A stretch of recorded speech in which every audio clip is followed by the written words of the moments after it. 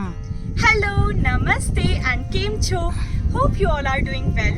I'm Sylvan and I welcome you all on our channel Mumbai and Far Out. So today I'm taking you on a virtual tour of one of the most breathtaking places on earth, that is Girnar Hills.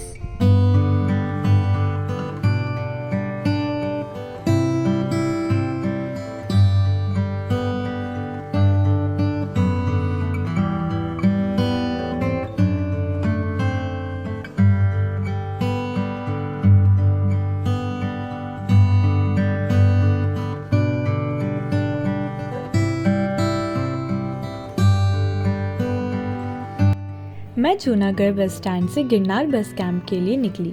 मैं बहुत ज़्यादा खुश थी क्योंकि I just love trekking. मैंने एक auto rickshaw reserve किया था जिसके चार्जेस 150 रुपीज़ थे। गिरनार माउंटेन ऑलमोस्ट 10 किलोमीटर है और करीब 5 किलोमीटर तो रोड ही जाती है। उसके बाद हिल्स एंड वैलीज शुरू हो जाते। चारों तरफ पहाड़ के दृश्य ने मेरे मन को शांति और खुशी से भर दिया था। मैं ऑटो रिक्शा की सवारी करते हुए विश्राम और आनंद का मजा ले रही थी। जब मैं गिरनार बस स्टॉप पहुंची तो मेरा मन प्राकृतिक सौंदर्य और प्राकृतिक पर्यटन के प्रेम से भर गया। रिक्शा को 150 रुपीज़ देने के बाद मैं गिरनार हिल्स चढ़ने के लिए बहुत एक्साइटेड हूँ।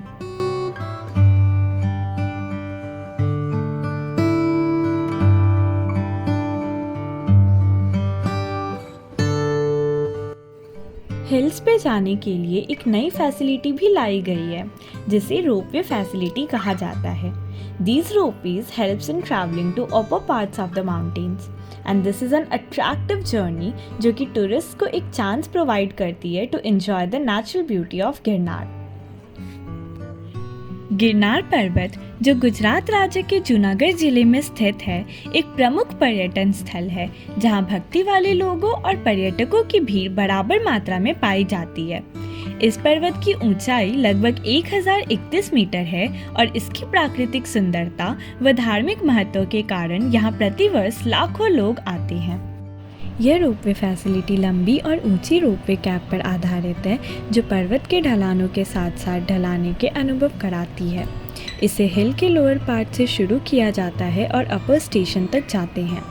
यह रोपवे का सफ़र गिरनार की ऊंचाई और वेजिटेशन से घिरी नेचुरल एनवायरनमेंट को एक्सप्लोर करने का यूनिक अपॉर्चुनिटी प्रोवाइड करता है।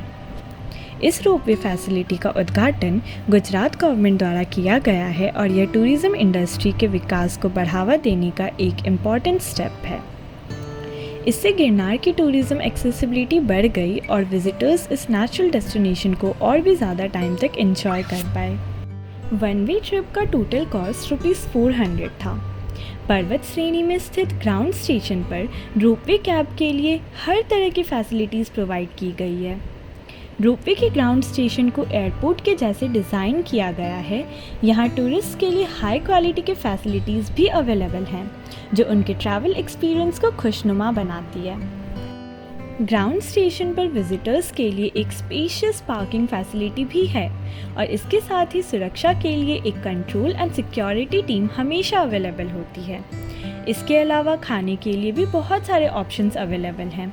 कमर्शियल कॉम्प्लेक्स में एक लॉन्ज है जहां पर टूरिस्ट खाने और आराम करने का आनंद ले सकते हैं। इस एयरपोर्ट स्टाइल के स्टेशन में दुकानों और बाज़ारों की सुविधा भी है।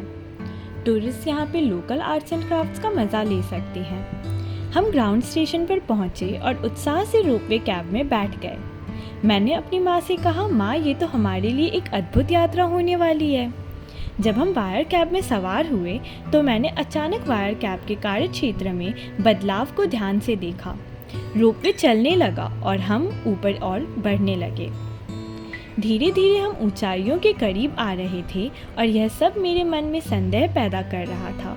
क्या कुछ अनोखा या रहस्यमय हमें यहाँ ले जा रहा था?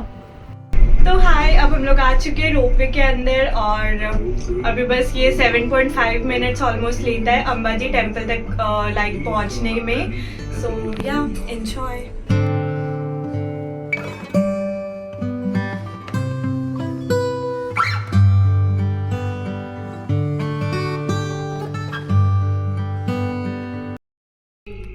तो ये रोपवे का सीट्स बहुत ही कंफर्टेबल है और मतलब बहुत ही ज़्यादा कंफर्ट से बनाया गया है इस रोपवे को। आई मीन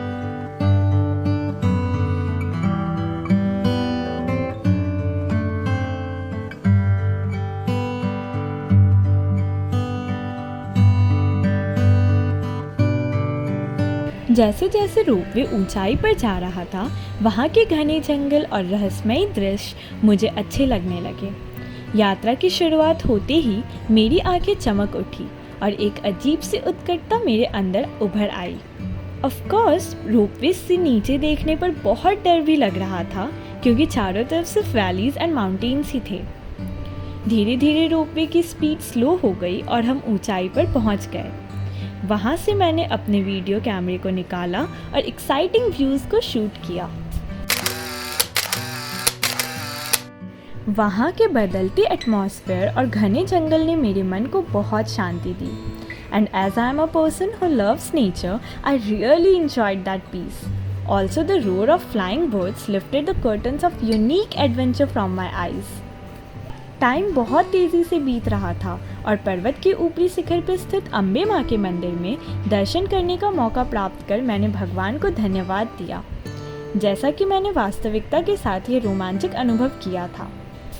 तो अभी हम लोग आ चुके हैं अम्बे माँ के मंदिर। ये हिंदू गॉडेस माँ अम्बे को समर्पित है और यहाँ से आपको बहुत ही अच्छा व्यू देखने को मिल जाएगा, बहुत ही ज़्यादा। सो क्या आइए। मुझे अम्बा मंदिर के प्रांगण में बैठकर शांति और समाधान की अनुभूति हुई। जब मैं अपनी आंखें बंद की तो मैंने एक ऊंचे स्तर पर खुद को पहुंचते अनंत शक्तिशाली देवी के सामने महसूस किया। वहाँ की शांति, सौंदर्य और आध्यात्मिकता ने मेरी आत्मा को चूम लिया। गिरनार पर्वत के शिखर पर पहुंचकर अम्बा मंदिर के दर्शन करना मेरे जीवन का एक अद्वितीय और महान अनुभव रहा है। इस शांतिपूर्ण और पवित्र स्थान की महिमा को कुछ शब्दों में व्यक्त करना कठिन है, क्योंकि इसके पीछे छिपी हुई आनंद और सुंदरता को केवल अनुभव किया जा सकता है। तो ऑफ कोर्स आप लोग भी यहाँ आइए और इस प्राकृतिक सुंदरता और शांति का अनुभव कीजिए।